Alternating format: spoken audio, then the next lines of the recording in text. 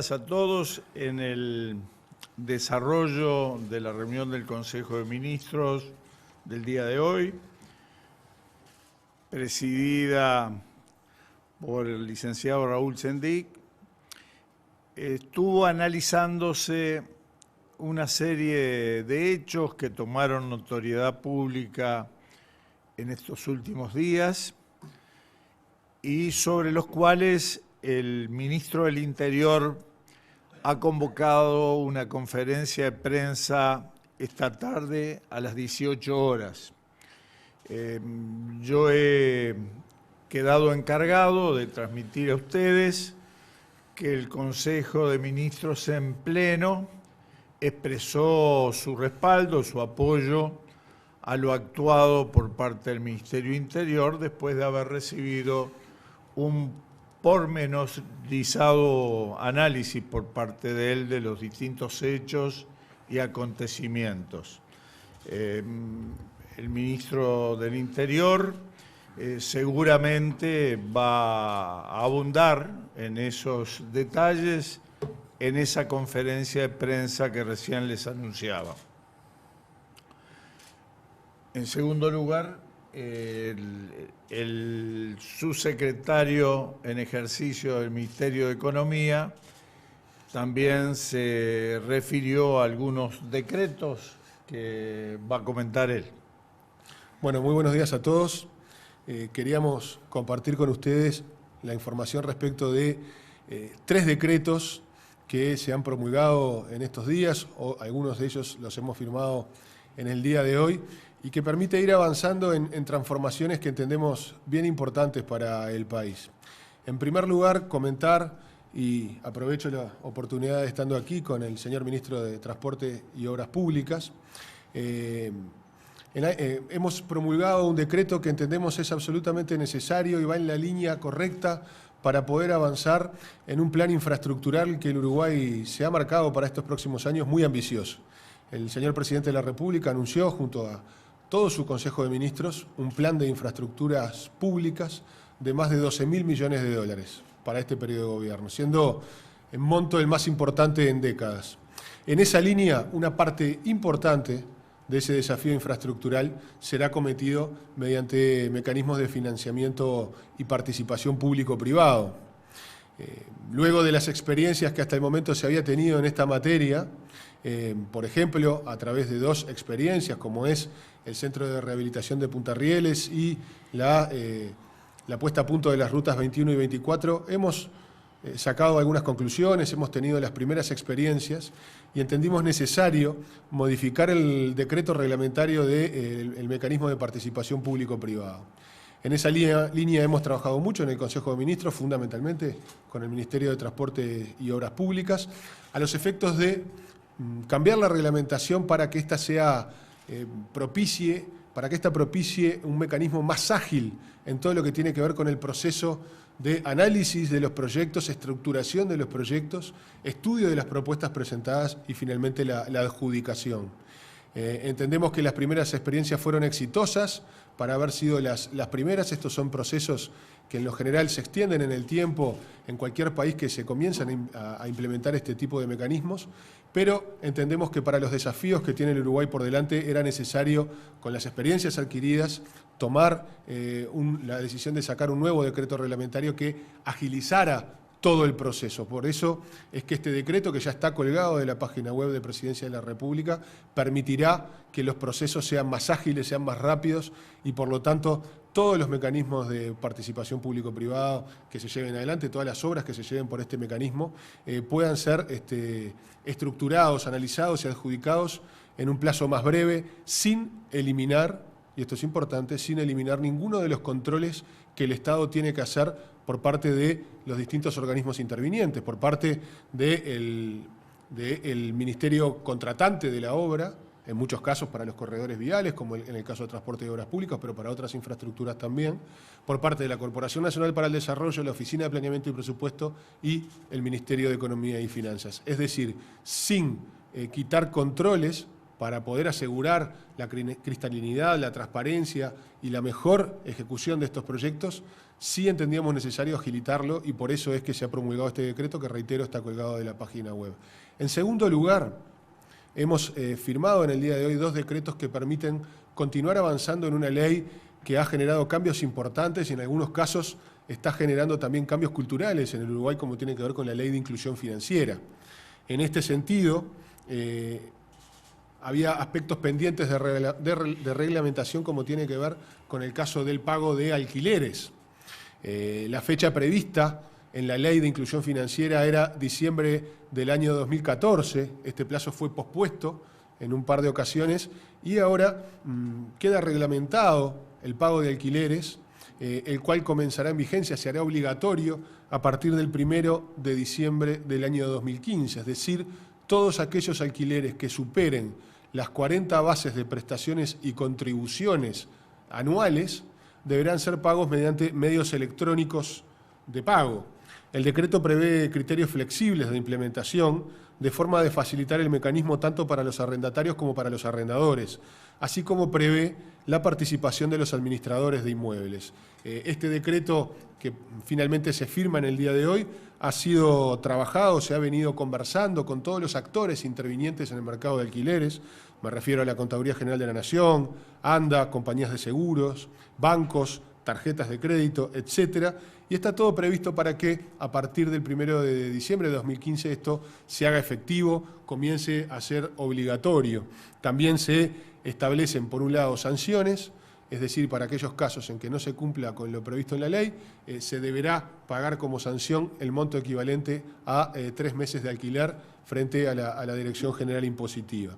Y otro aspecto importante, una excepción importante a tener en cuenta, es lo que tiene que ver con los pagos de alquileres de temporada, donde sabemos que muchos turistas extranjeros vienen a Uruguay con el dinero en efectivo y atendiendo a esta particularidad, a esta peculiaridad y en coordinación con el Ministerio de Turismo, se previó el tratamiento especial de este tipo de alquileres turísticos, de forma de facilitar el pago de arrendamiento a los turistas y por ello es que hay un mecanismo especial donde se habilita el cobro mediante efectivo, estando la obligación por parte de los operadores de depositar el dinero en una cuenta corriente al día hábil siguiente.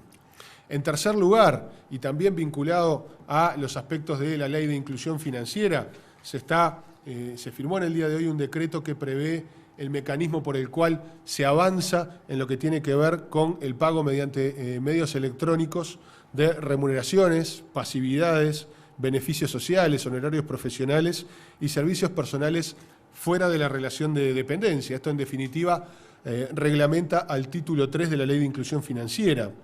Y aquí se establece que a partir del 1 de octubre de este año, todos aquellos que reciban algún tipo de estos pagos podrán optar libremente durante un lapso de 9 meses, que va hasta junio del año 2016, por la institución bancaria, financiera o el emisor electrónico de pago que estimen conveniente, que deseen.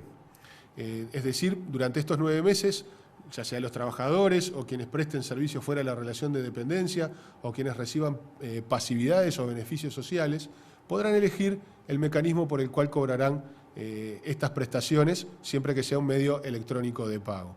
Luego de vencido este plazo, en junio del 2016, quienes abonen, ya sea los sueldos o las pasividades o los honorarios profesionales o los pagos a aquellos que trabajan fuera de la relación de dependencia, tendrán 3 meses para optar por una de estas instituciones si es que en los 9 meses anteriores eso no fue elegido por los trabajadores o los demás beneficiarios. Y luego de esos 3 meses, cuando la empresa o el organismo prestador del servicio social opta por alguno de estos mecanismos, igualmente existe una instancia donde los beneficiarios y quienes pagan tienen que ponerse de acuerdo si la opción que eligió el prestador es la que es el deseo de los beneficiarios. Es decir, hay un mecanismo paulatino a lo largo del tiempo donde se va convergiendo hacia la obligatoriedad de la utilización de los medios electrónicos de pagos para estos conceptos.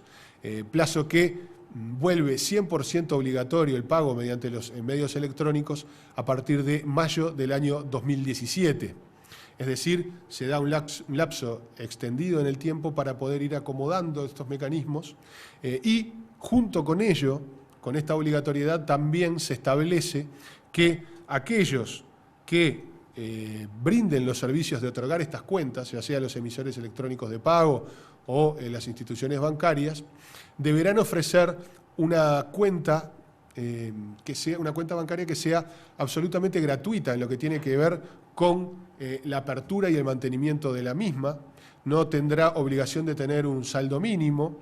Se otorgarán hasta 5 movimientos gratuitos y 8 consultas mensuales gratuitas, es decir, una serie de beneficios gratuitos para todos aquellos que tengan una cuenta de estas características. Por lo tanto, junto con la convergencia, la utilización de estos medios, se otorga una cuenta gratuita para poder hacerlo sin costo alguno para la población.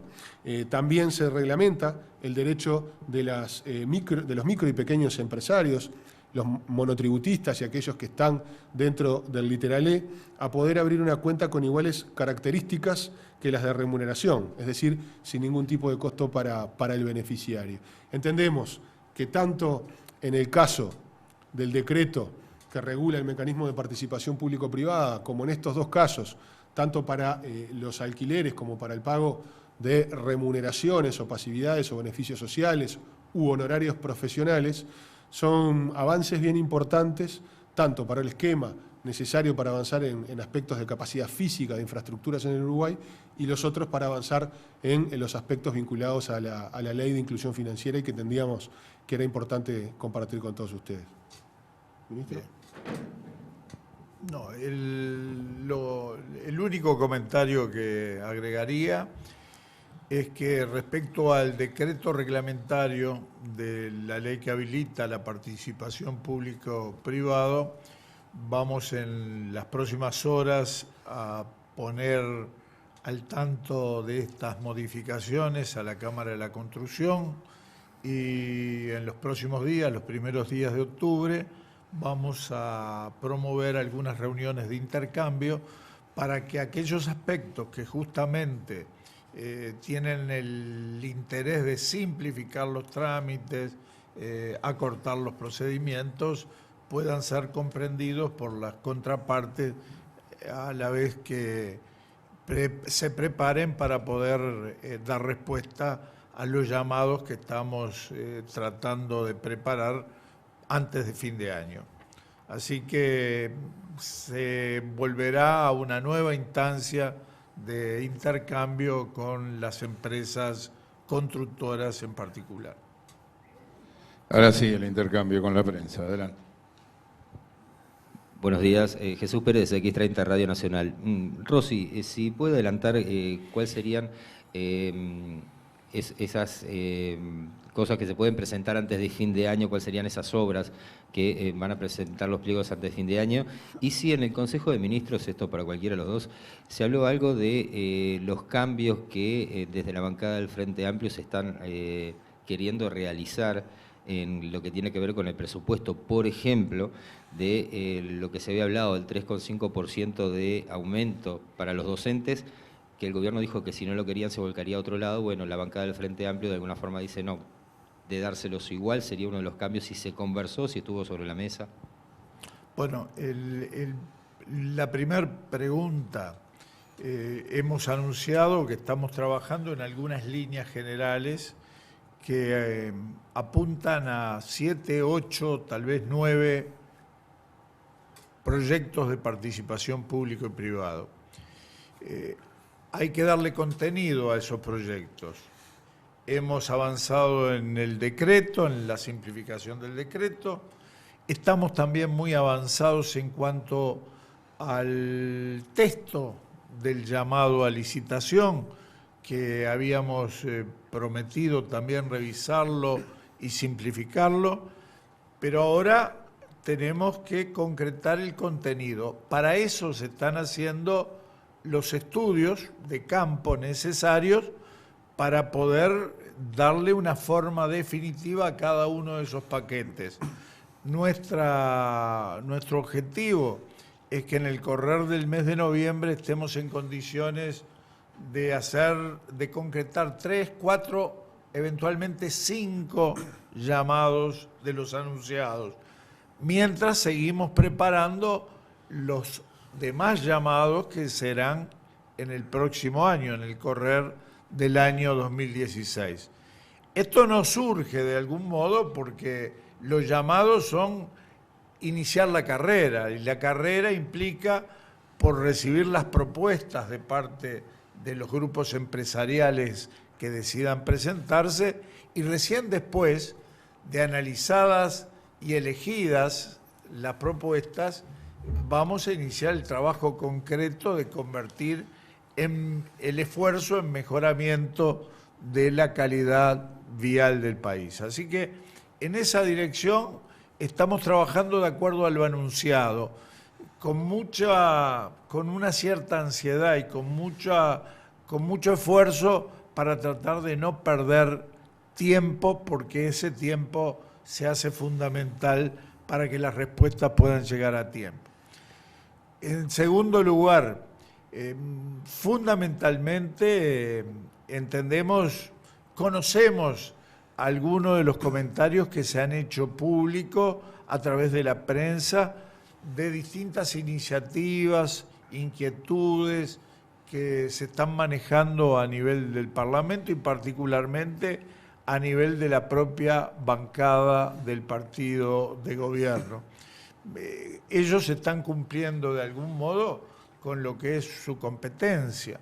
Se está desarrollando el desfile de las distintas representaciones, de los distintos incisos del Poder Ejecutivo por la Comisión Parlamentaria Integrada de Hacienda con Presupuesto, y desde esos intercambios surgen seguramente iniciativas, posibles modificaciones, mejoras, que es un poco el rol que deben cumplir los legisladores en esta materia. Por lo tanto, seguimos con atención esos trascendidos. Todavía no hemos tenido, en el caso, por ejemplo, del Ministerio de Transporte, ninguna reunión específica para abordar los comentarios o observaciones que los señores legisladores han resuelto hacernos, pero bueno, es un proceso que natural, lógico, que se va a desarrollar en los próximos días. Sí, complementando esto, como ustedes saben, el día viernes hubo una reunión de la bancada del Frente Amplio que trabaja en las comisiones de Hacienda y Presupuesto con representantes del Ministerio de Economía y de la Oficina de Planeamiento y Presupuesto, comenzando a verse algunas de las alternativas planteadas por algunos sectores del Frente Amplio. Y yo quisiera destacar solamente 2 cosas. En primer lugar, el excelente clima de trabajo con la bancada del Frente Amplio. Destaco el excelente clima con el cual se trabajó sobre algunas propuestas ya más concretas que fueron presentando algunos sectores, y este trabajo continuará. También es importante destacar que todas estas propuestas, o algunas de estas propuestas, tienen que ver todas ellas con redistribución de gastos o de rubros asignados, y en ningún caso estamos hablando de un aumento de rubros presupuestales con respecto a lo que se envió por parte del Poder Ejecutivo. Es decir, se está en una discusión con respecto a temas de reasignación de gastos, sino a un incremento del monto general del presupuesto enviado. ¿Qué tal? Buenos días. Quería hacerle una consulta respecto a una novedad que trascendió hoy en algunos medios respecto a los nuevos cargos que se crearían en relación directa con el Estado, con la nueva ley presupuestal. Se habla de más de 3.700 y 16 en particular confianza política, digamos de alguna manera, que tendría un costo anual de más de 34 millones de dólares. ¿Se puede especificar algo al respecto? En lo que refiere a nuestro inciso, que es lo que conocemos, más bien se han eliminado algunos cargos. Hemos eliminado una dirección de descentralización, 18 cargos de coordinadores departamentales, Y sí, se han reordenado otras direcciones en función de la estructura de trabajo que se ha optado, pero designación, contratación de nuevos funcionarios no está en el Ministerio de Transporte. ¿En el Ministerio de Transporte? En el Estado. Ah, en el en Estado. general en el Estado. Claro. Ah, no, yo no tengo información de ¿Y eso. desde el Ministerio de Economía se puede hacer alguna especificación al respecto? Sí, dos comentarios. En primer lugar, en lo que tiene que ver con el Ministerio de Economía en particular. Como ustedes saben, cuando presentamos el presupuesto, incluso aquí fue manejado en conferencia de prensa, está previsto un ahorro de rubro cero en el Estado en su conjunto de 760 millones de pesos. Es decir, no hay un aumento de rubro cero, sino que hay una baja. Eso proviene de varios ministerios, en particular 470 de esos 760 provienen de ahorros en el rubro cero del Ministerio de Economía y Finanzas. En segundo lugar, esa información a la que usted hace referencia no toma en cuenta toda la realidad. ¿Qué quiero decir con esto? Por ejemplo, en el caso del Ministerio de Desarrollo Social, hay creación de cargos presupuestales, pero estos no son cargos adicionales, sino que tienen que ver con la regularización de contratos de trabajo ya existentes. Por lo tanto, no estamos hablando de trabajadores adicionales, sino de regularización de situaciones. Con respecto a otros casos, también hay situaciones en las cuales se da esto, y en los casos que hay incrementos, tienen que ver básicamente con áreas donde la sociedad entiende que tiene necesidades. Me estoy refiriendo básicamente a educación, salud y seguridad. Con respecto a lo primero que dijeron cuando anunciaban la conferencia de Bonomi, cuando ustedes dicen que todo el Consejo de Ministros respaldó lo hecho por el Ministerio del Interior, ¿es el trabajo realizado por la Guardia Republicana, por la policía durante el desalojo al Codicen? En ese caso, ¿no es un poco apresurado respaldar en bloque cuando es un tema que está en manos de la justicia? Más allá de la participación que sí tuvieron grupos ajenos totalmente a la educación. Sí, no. Es cierto que hay un trámite en la justicia y la justicia sobre ello se pedirá, pero también hay una responsabilidad de gobierno y como tal hemos recibido la información detallada de parte del ministro del Interior y a la luz de los elementos que hemos podido comprobar, creímos importante expresarle al ministro del Interior el respaldo que surgió de cada uno de los ministros presentes y de algún modo, y en esa dirección, algunos de los ministros han sido designados para estar presentes hoy en la conferencia de prensa de las 18 horas, no porque podamos aportar detalles de un tema que nosotros no hemos manejado, pero sí como una forma de expresar públicamente nuestra confianza y nuestro apoyo en función de la difícil situación que debió manejarse y la forma como se manejó por parte del ministro del Interior. Así que hoy a las 18 horas, aparte de las personas del Ministerio del Interior que van a desarrollar la conferencia de prensa y que seguramente van a estar a la orden para contestar preguntas y para entrar en detalles, vamos a estar también algunos ministros designados en el Consejo de Ministros para poder acompañar al ministro del Interior en esta instancia. Buen día, Javier Ribeiro, Radio Montecarlo. Para Ferreri, ¿el Ministerio de Economía está evaluando alguna medida sobre la situación comercial en la frontera con Brasil a partir de lo que ha sido el aumento del dólar y bueno, la repercusión que ha tenido que varios uruguayos estaban cruzando la frontera para comprar allí? Sí, claramente la evolución del tipo de cambio en Brasil ha generado impactos en la relación comercial de Uruguay con este hermano país, tanto en lo que tiene que ver a nivel general de las exportaciones, las cuales en los últimos meses se han visto afectadas tanto en montos como en volúmenes de lo exportado hacia Brasil, como también en los comercios de frontera. Esta es una situación que nosotros monitoreamos y analizamos permanentemente y tenemos que ir analizando qué medidas pueden ser necesarias y posibles de tomar y a la vez efectivas. Recordemos que Brasil depreció en algo más de un 50% su moneda en lo que va de este año, y esa es una trayectoria que nuestro tipo de cambio no puede ni debe de seguir, producto de que las condiciones que hacen que haya evolucionado así el tipo de cambio en Brasil, fundamentadas en lo que tiene que ver con una crisis económica, pero también en aspectos vinculados a cuestiones políticas y sociales, no es la realidad del Uruguay, y por lo tanto pretender que Uruguay siga un correlato exacto con respecto al tipo de cambio no es lo que corresponde en este caso. Con respecto a la pregunta concreta, estamos evaluando qué medidas puede ser necesario tomar y veremos en los próximos días a ver cómo se puede avanzar en esta materia. A nivel, digo, más allá que es un organismo descentralizado, un órgano descentralizado, ¿se habló de recuperación de clases teniendo en cuenta un nuevo paro y otro previsto en el marco de la votación de la ley presupuestal dentro del Consejo?